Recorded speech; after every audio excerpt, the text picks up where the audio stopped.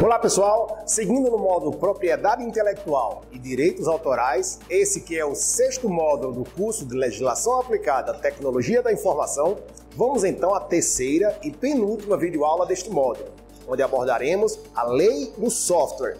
Note inicialmente que um software nasce a partir de uma invenção, uma criação. Logo, como já vimos, é uma propriedade intelectual, porém com algumas especificidades.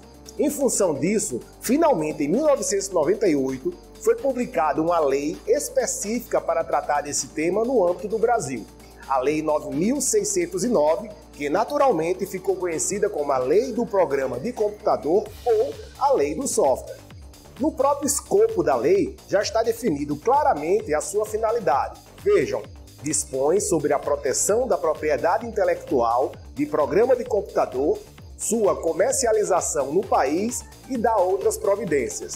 O artigo 1º da lei começa naturalmente definindo software ou programa de computador. A redação é essa como está aí no slide.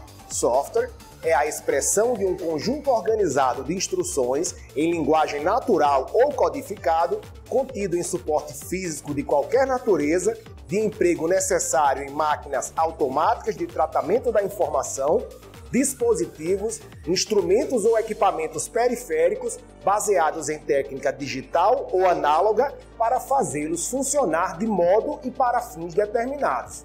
O objetivo do artigo 2º da Lei de Software foi dar proteção jurídica a programas de computador. E isso foi feito utilizando a legislação de direitos autorais, que veremos mais adiante, para dar ao software o mesmo tratamento que já se dava a obras literárias juridicamente falando. Confira a redação do artigo 2º. O regime de proteção à propriedade intelectual de programa de computador é o conferido às obras literárias pela legislação de direitos autorais e conexos vigentes no país, observado o disposto nesta lei. Ou seja, a partir da Lei 9.609, o software herda a proteção jurídica das obras literárias pela Lei dos Direitos Autorais, além de outras normativas previstas nessa nova lei.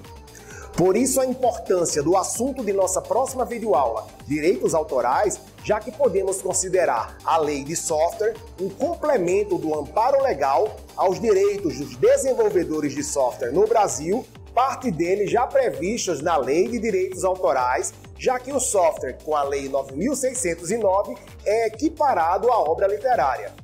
Em seguida, a lei estabelece direitos e prazos com relação à propriedade do software. O autor passa legalmente a ter o direito de impedir a reprodução, distribuição e comercialização de sua obra sem o seu consentimento, por 50 anos, contando a partir do dia 1º de janeiro do ano seguinte à sua publicação ou criação. Lembrando da videoaula anterior, quando falamos de propriedade industrial, quando o assunto é patente de software, o prazo é o mesmo, 20 anos para o software patenteado. Nesse período, o autor do software pode impedir terceiros de produzir, usar, colocar à venda, vender ou importar a invenção, no caso, o seu software, sem o seu consentimento. O INPI, instituição que também já vimos na aula passada, quando falamos de propriedade industrial, complementando a lei de software, no mesmo ano, 1998, publicou a Resolução 58, que estabelece normas e procedimentos relativos ao registro de programas de computador. Estabelece ainda a documentação formal e documentação técnica para o depósito. Institui o manual de usuário e a tabela de campo de aplicação e tipo de programa, contendo a descrição funcional do software. A partir de então, para o pedido de registro, o INPI especifica como documentação formal um formulário de pedido de registro, como esse aí que está no slide, a guia de recolhimento, uma procuração, caso o solicitante não seja o próprio autor do software, o documento comprobatório de titularidade, ou, se for o caso, a autorização do titular do programa original, firma reconhecida, cópias autenticadas e testemunhas para assinar o pedido. Atendidos esses requisitos burocráticos, o autor então oficialmente deu entrada no pedido de registro de seu software junto ao INPI. Não necessariamente o criador, ou seja, o autor do programa, é o titular do direito do programa. Uma empresa, por exemplo, que desenvolve softwares, não pode registrar esse software como autor, porque, veja bem, o autor, ou seja, o criador de um programa, não pode ser uma pessoa jurídica, só pessoa física. Pode até ser mais de uma pessoa, mas não uma empresa. Por isso existe a figura do titular do software. Se o titular dos direitos do software não for o autor, o pedido de registro como titular deve ser feito apresentando os documentos que comprovam a transferência de direitos do autor ou autores, pessoas físicas, para o titular, que pode ser pessoa jurídica. O titular, então, apresenta documento de cessão de direitos, comprovação de vínculo empregatício dos autores da empresa e contrato de prestação de serviços. Não devemos confundir, porém, direito de autor com patente, são registros diferentes. Um autor não precisa registrar um software para ser considerado o dono. O registro de direito de autor é facultativo. A comprovação de autoria é suficiente para que o criador do software seja reconhecido como autor. Além disso, o direito do autor tem abrangência internacional, enquanto a patente só é reconhecida se o depósito dessa patente for formalmente realizado. Ou seja, o depósito é obrigatório. O direito só é reconhecido após o depósito e a publicação da concessão dessa patente. E ainda, é importante saber que a abrangência do direito de patente é nacional e não internacional, como o direito de autor. A lei prevê ainda 3 tipos de contratos de licença de software: licença de uso, licença de comercialização e licença de transferência de tecnologia. A licença de uso, mais comum para a maioria dos usuários de softwares proprietários, é aquela que geralmente é dada quando se paga por um programa de computador. O documento fiscal da compra do software ou a licença de cópia fornecida pelo titular é suficiente para legitimar uma licença de uso. Já a licença de comercialização, ou seja, a autorização para um terceiro comercializar o software do titular, é formalizada através de contrato específico de comercialização entre o titular e a pessoa física ou jurídica que deseja comercializar o software. A mais burocrática, sem dúvida, é a licença de transferência de tecnologia. Esta deve ser averbada pelo INPI. O fornecedor, nesse caso, é obrigado a entregar a quem está adquirindo a licença a documentação completa, em especial, do código-fonte comentado, memorial descritivo, especificações funcionais internas, diagramas, fluxogramas e outros dados técnicos necessários à absorção da tecnologia. Esses, então, os 3 tipos de contratos de licença de software. Um dos principais temas relacionados à licença de software, sem dúvida, é o uso não autorizado, ou seja, o conceito de software ilegal e software legal, naturalmente. Quem usa software ilegalmente pratica crime contra a propriedade intelectual. No geral, existem 2 tipos distintos. O primeiro, de mais fácil identificação, é a conhecida cópia não autorizada, ou pirataria.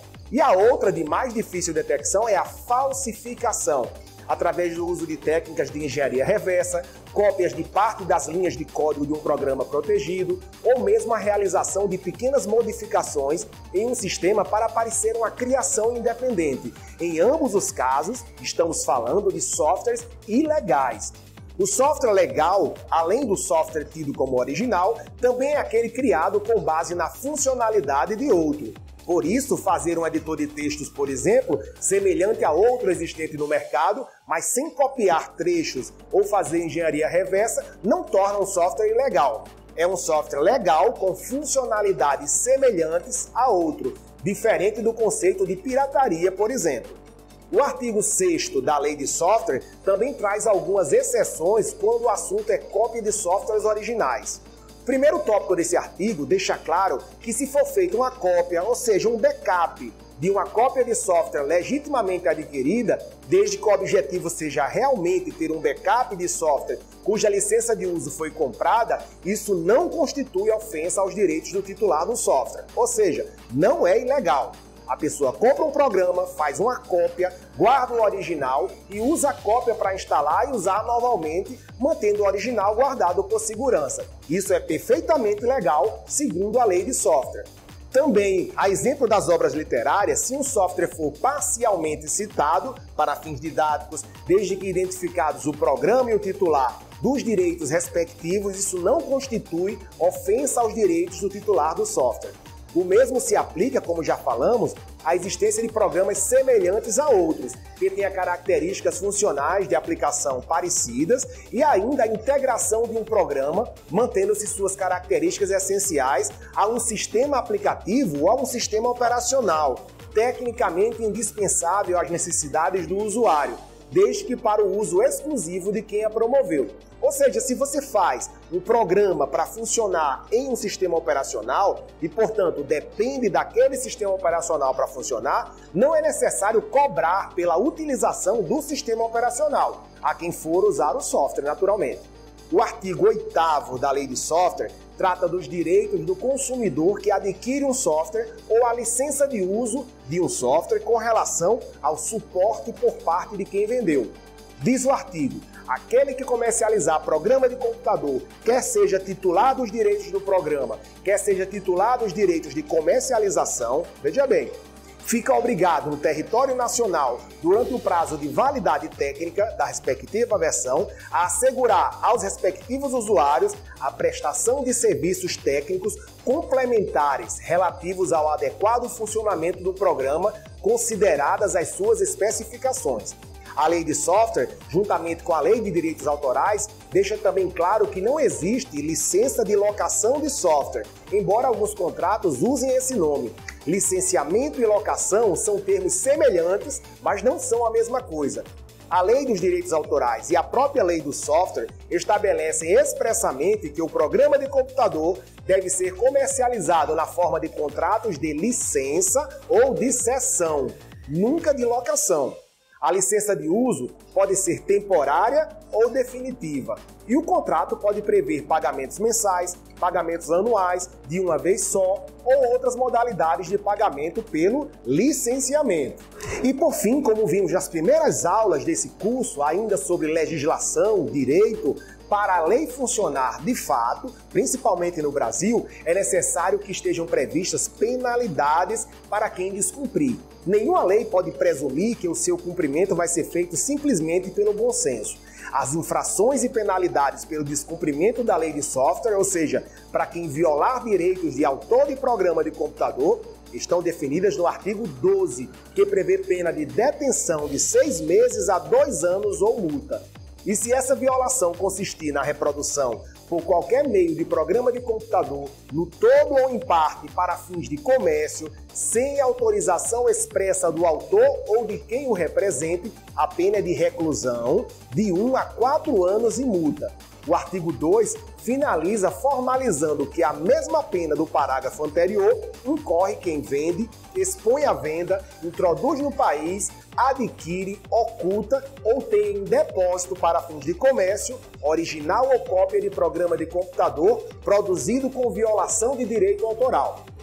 E essas, então, as principais características da Lei de Software, a Lei 9.609 de 1998. Acompanhe a 4ª videoaula na sequência deste módulo, outros detalhes específicos sobre a Lei de Direitos Autorais, citada parcialmente nesta aula e que trata de forma mais abrangente os direitos autorais de software e de outras criações protegidas por lei.